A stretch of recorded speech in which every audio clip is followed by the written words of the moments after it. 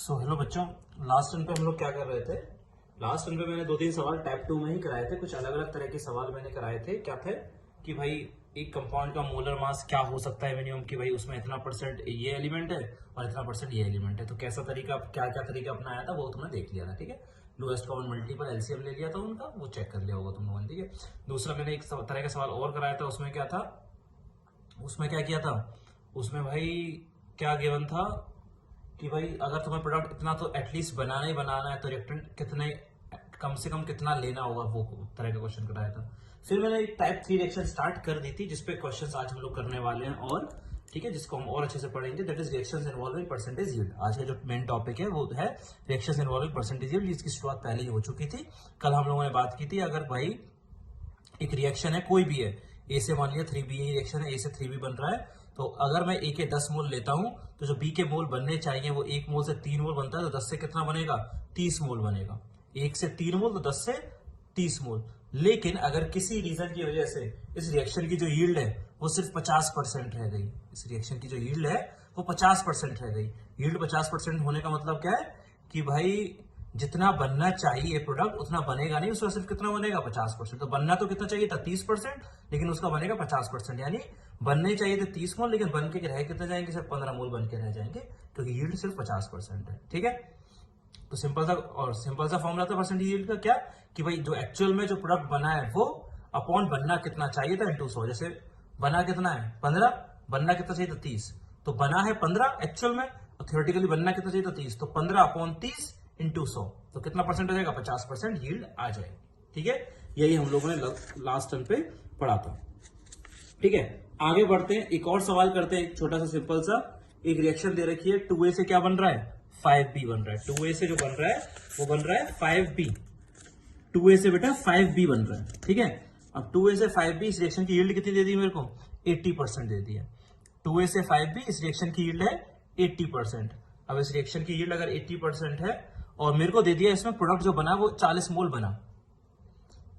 एक रिएक्शन हो रही है, ए से बी बन रहा है, रिएक्शन की यील्ड 80% है। जब मैंने देखा तो मोल सिर्फ बी के जो मोल्स बने वो कितने बने, 40 मोल बने। कितने मोल बने, 40 मोल। बी के 40 मोल बन रहे हैं, तो बताओ ए कितना लिया होगा। ठीक है, कॉफिशिएंट देखो, मतलब यहाँ प्रोडक्ट से रिएक्टेंट को रिलेट कर रहे हैं। ये 5 मोल कितने से बनता है, 2 मोल से। 5 मोल बी बनता है 2 मोल ए से, तो 5 मोल बी बनता है 2 मोल ए से। 5 मोल बनता है 2 मोल से, और मोल बने कितने हैं इसके, 40, तो 40 कितने से बनेगा, 5 बनता है 2 से, तो 40 कितने से बनेगा, 5 मोल से अगर 2 मोल से बनता है तो 40 मोल कितने से बनेगा, 2/5 इंटू 40। यानी कितने मोल्स आ गए बेटा, 2/5 इंटू 40 है, मतलब कितने मोल्स आ गए, 16 मोल्स आ गए। कितने मोल्स आ गए, 16।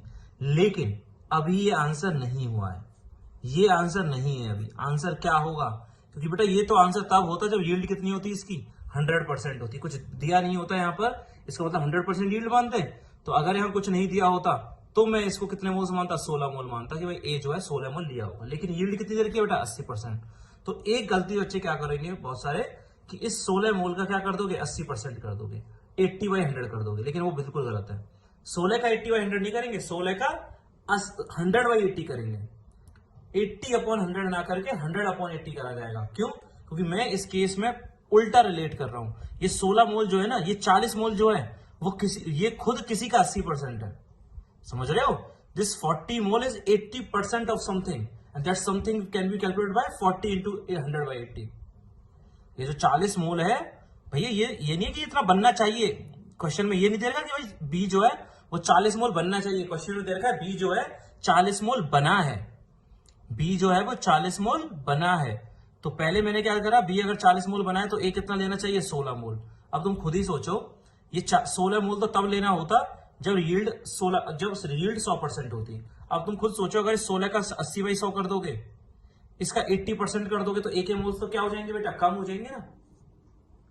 अगर 16 का 80/100 कर दोगे तो ए के मोल्स क्या हो जाएंगे, कम हो जाएंगे। अरे बेटा ए के मोल्स कम तो होने भी नहीं चाहिए। क्यों नहीं होने चाहिए, क्योंकि बेटा अगर यील्ड सिर्फ 80% है, अगर यील्ड सिर्फ 80% है, तो प्रोडक्ट बनाने के लिए तुम्हें रिएक्टेंट ज्यादा लेना पड़ेगा या कम लेना पड़ेगा, बताओ। अरे भैया अगर यील्ड कम है, भाई प्रोडक्ट कम बन पा रहा है, तो कम बन पा रहा है इसके लिए तुम्हें प्रोडक्ट कम लेना पड़ेगा या रिएक्टेंट कम लेना पड़ेगा या ज्यादा लेना पड़ेगा, ऑब्वियसली, क्योंकि तुम्हें पता है भाई प्रोडक्ट जो बनने वाला है वो कम बनने वाला है, तो तुम पहले से प्रोडक्ट रिएक्टेंट क्या ले लोगे, ज्यादा ले लोगे। और ज्यादा कैसे आएगा, 80/100 करके, 100/80 करके, 100/80 करके।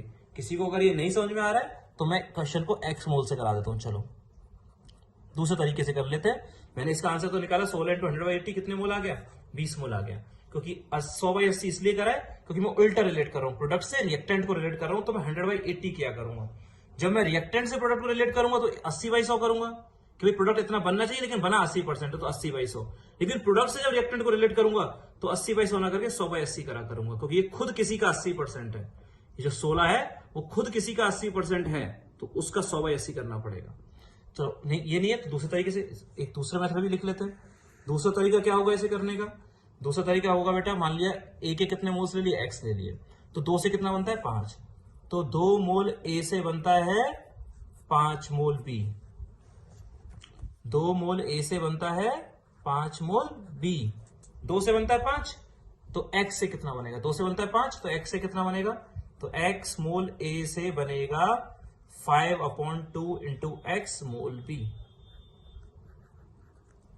2 मोल से बनता है 5 मोल, तो एक्स मोल से कितना बनेगा, एक्स मोल से बन जाएगा 5/2x। ठीक है, लेकिन ये बनेगा या बनना चाहिए, ये तो तब बनता जब यहाँ यील्ड नहीं दी होती, यहाँ कुछ नहीं दिया होता, यहाँ कुछ नहीं दिया होता, मतलब यील्ड कितनी परसेंट है, 100%। तो 2 से बनता है 5, तो x से बनेगा, 2 से बनता है 5, 2 से बनता है 5, तो x से बनेगा 5/2x। इतना बनना चाहिए b, लेकिन क्या b इतना ही बनेगा अगर यील्ड 80% है, नहीं। Number of moles of b कितने देंगे, 5/2x इंटू 80%। क्यों बेटा, क्योंकि b बनना चाहिए इतना, लेकिन इतना बनेगा नहीं, बनेगा सिर्फ कितना, 80% बनेगा। कितना बनेगा, 80%। तो जो जितना बनना चाहिए उसका 80% कितना होगा, 5/2x इंटू 80/100, तो इतना बनेगा।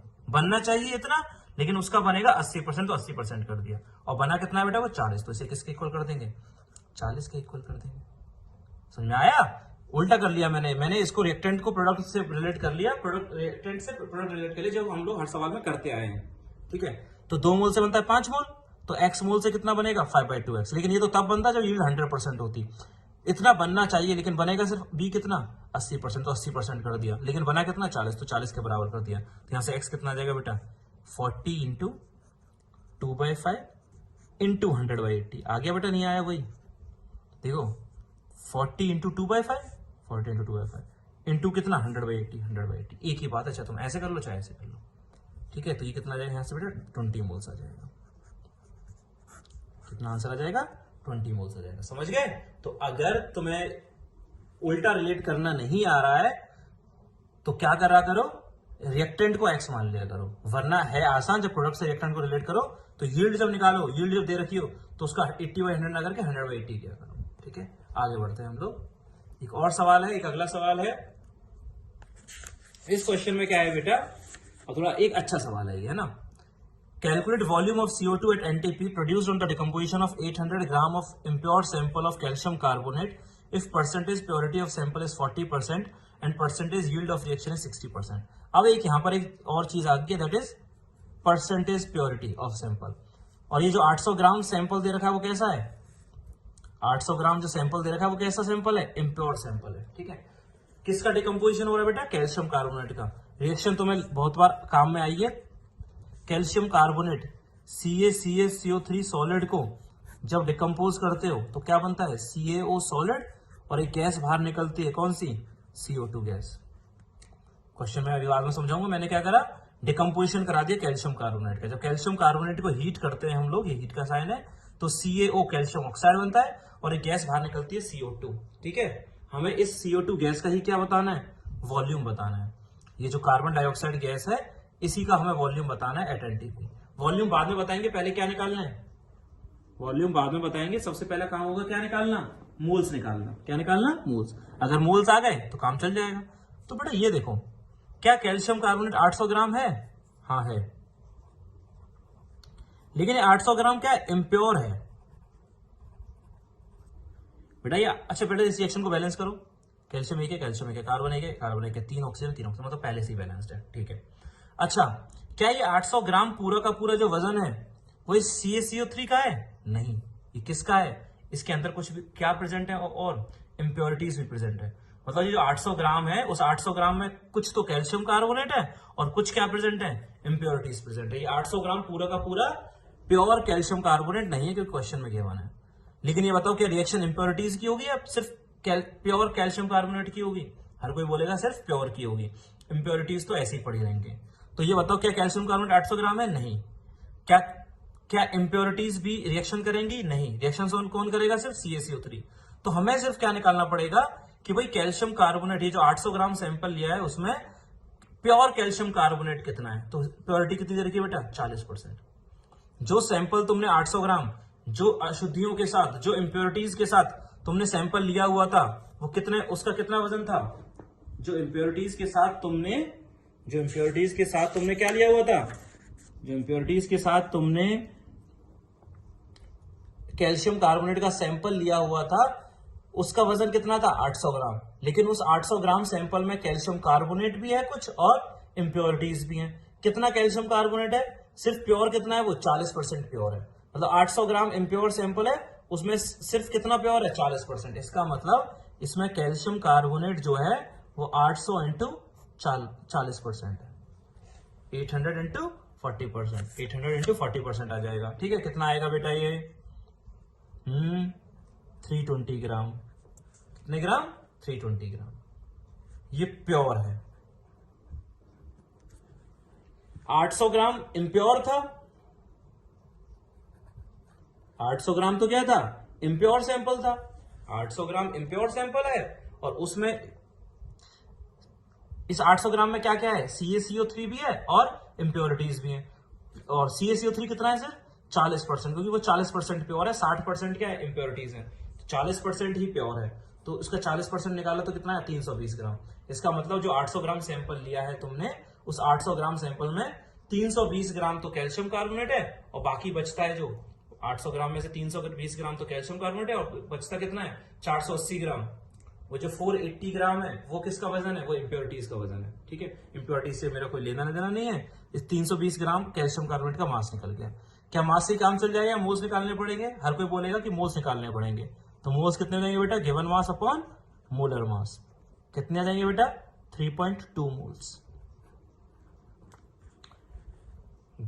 मास कैसे निकाला? मोल्स कैसे निकाले? Given mass upon molar mass. Calcium carbonate का मोलर मास बेटा होता है 100। 40 कैल्शियम का होता है प्लस 12 कार्बन का होता है प्लस कितना? 16 3 48। तो कितना हो जाएगा बेटा? 100 हो जाएगा। कितना हो जाएगा? 100। तो 320 अपॉन 100 कितना आ गया? 3.2 मोल्स आ गए कैल्शियम कार्बोनेट के। ठीक है, अब बताओ इस 1 मोल से कितना बनेगा? रिएक्शन की बैलेंसिंग देखो, ये 1 मोल से कितना बनता है? 1 मोल। तो 3.2 मोल से कितना बनेगा? अब बेटा 1 मोल, मैं यहां नहीं लिखता हूं, चलो मैं यहां लिख देता हूं। चलो नेक्स्ट पेज कर देते हैं। हाँ,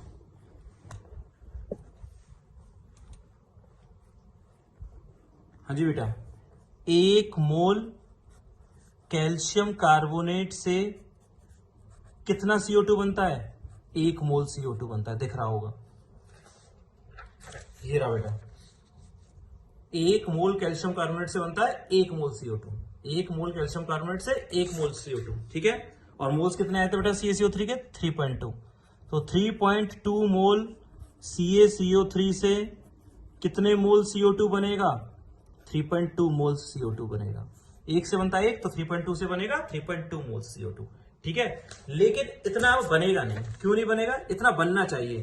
क्या यील्ड 100% है? नहीं, क्वेश्चन में गिवन है, क्वेश्चन में दे रखी है। क्वेश्चन ने कहा है कि इस रिएक्शन की यील्ड जो है वो सिर्फ कितनी है? 60% है। अगर ये लाइन नहीं लिखी होती ना तो आंसर आ चुका था। लेकिन एक लाइन और लिखी है कि इस रिएक्शन की जो यील्ड है वो कितनी है? 60%। रिएक्शन की यील्ड 60% है, इसका मतलब क्या हुआ कि भाई जितना CO2 बनना चाहिए उतना बनेगा नहीं। कितना बनेगा भाई? बनना तो चाहिए कितना CO2? भाई बनना तो कितने मोल CO2 चाहिए? 3.2। लेकिन बनेगा नहीं। बनेगा क्यों नहीं? क्योंकि उस यील्ड कितनी है उस रिएक्शन की? सिर्फ 60%। तो 3.2 का सिर्फ कितना बनेगा? 60% ही बनेगा। 3.2 का कितना बनेगा? सिर्फ बेटा 60% ही बनेगा। बनना चाहिए था 3.2, लेकिन क्वेश्चन कह रहा है कि रिएक्शन की यील्ड 60% है, तो जितना बनना चाहिए उसका 60% बनेगा। मल्टीप्लाई करके देखो ये कितना आएगा? 6 2 12, 6 3 18, 19। कितने कितने मोल्स आ जाएंगे बेटा? 1.92 मोल्स आ जाएंगे। कितने मोल्स? 1.92 मोल्स बन जाएंगे। मतलब CO2 बनना चाहिए था 3.2, लेकिन इस रिएक्शन की यील्ड कितनी है? सिर्फ इस रिएक्शन की यील्ड है 60%, तो बनेगा सिर्फ 60%। क्वेश्चन में और क्या पूछा है? क्या CO2 के मोल्स पूछे हैं? कुछ और पूछा है? CO2 का वॉल्यूम पूछा है एट एनटीपी। अब तो क्वेश्चन आसान हो ही गया ना। मेरे को पता है 1 मोल गैस का वॉल्यूम एनटीपी पर कितना होता है। 1 मोल गैस का वॉल्यूम एनटीपी पर कितना होता है बेटा? सबको याद होगा, अब तो समझ में आ ही गया होगा। 1 मोल गैस का वॉल्यूम एट एनटीपी। हाँ जी बेटा बताओ। 1 मोल गैस का वॉल्यूम होता है 22.4 लीटर। तो 1 मोल गैस का वॉल्यूम होता है 22.4 लीटर एनटीपी पर, तो 1.92 मोल्स का वॉल्यूम कितना होगा? 1.92 इंटू 22.4 लीटर। समझ में आ गया? 1 मोल गैस का वॉल्यूम होता है 22.4 लीटर, तो 1.92 मोल्स का वॉल्यूम होगा 1.92 इंटू 22.4 लीटर। नेक्स्ट क्वेश्चन हम लोग नेक्स्ट पार्ट में करते हैं। Thank you.